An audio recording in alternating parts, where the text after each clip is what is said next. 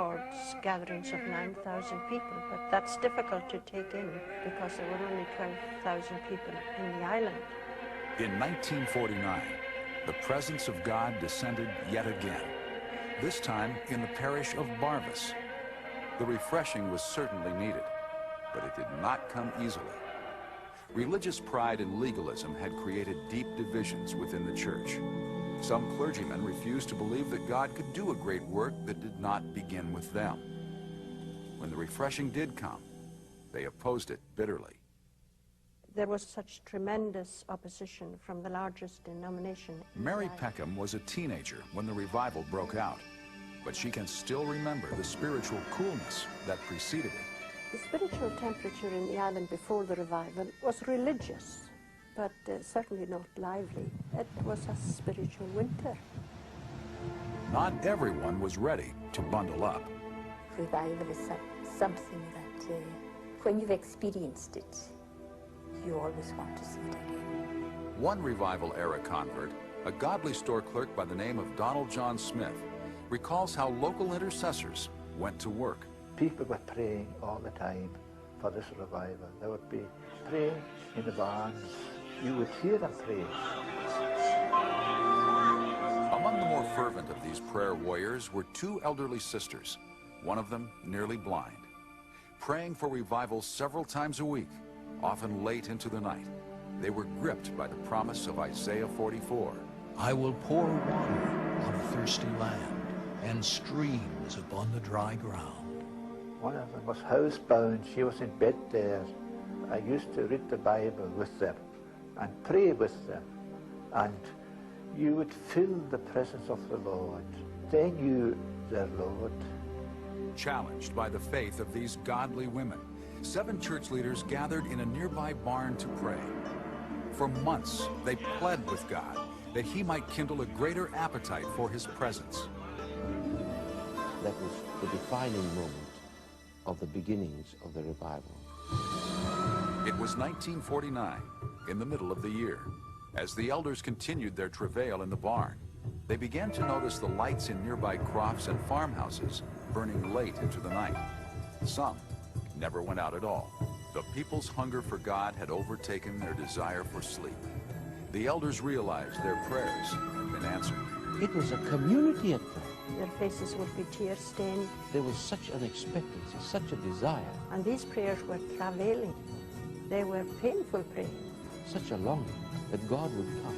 And God answered. With nothing more to delay him, Jehovah drew near. Something very significant had happened the previous night. There was something quite strange, almost eerie, in the atmosphere in the house. We felt this power, and afterwards, even the dishes were clattering. It was as if the Lord came down with a mighty wind.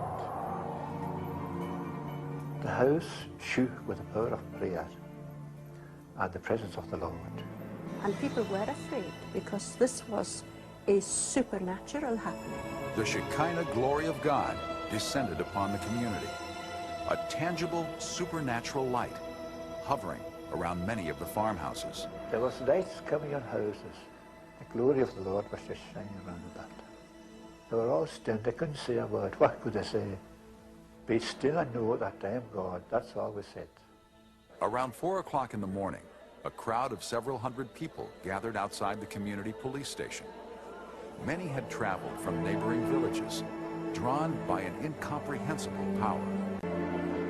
Walking on the main road, they would be crying out to God to have mercy on them. They were lying down on the road for God to have mercy on them. It was as if we were suddenly in eternity. Eternal issues, eternal things were very, very real to us. A key figure in the unfolding revival was the Reverend Duncan Campbell, a fiery preacher with the United Free Church. He would storm up and down the pulpit. The perspiration would run down his face. Oh, my dear people, listen, the secret of the Lord is with them that fear him. The meeting halls were packed.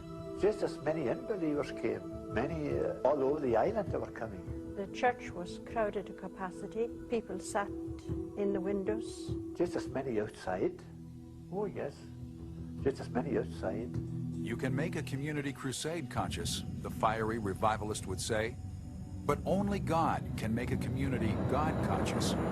You see, the presence of God puts to flight program.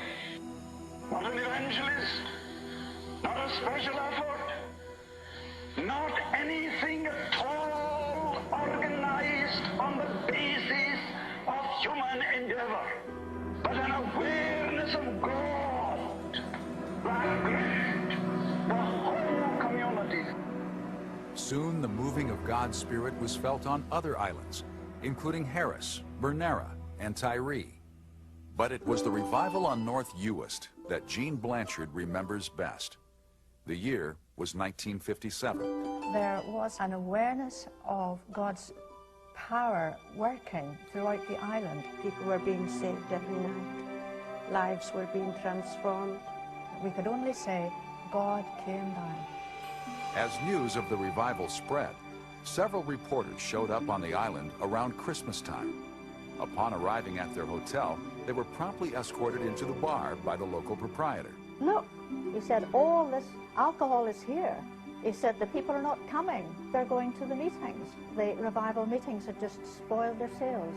Similar complaints were heard all over the islands. Lifestyle was changed, all right, there's no doubt about that.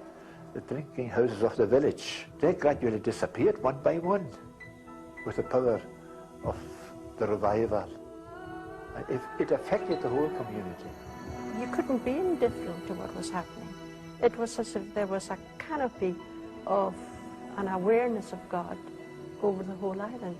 And there was a complete transformation. And the people in the world knew it. God had come. That was the answer.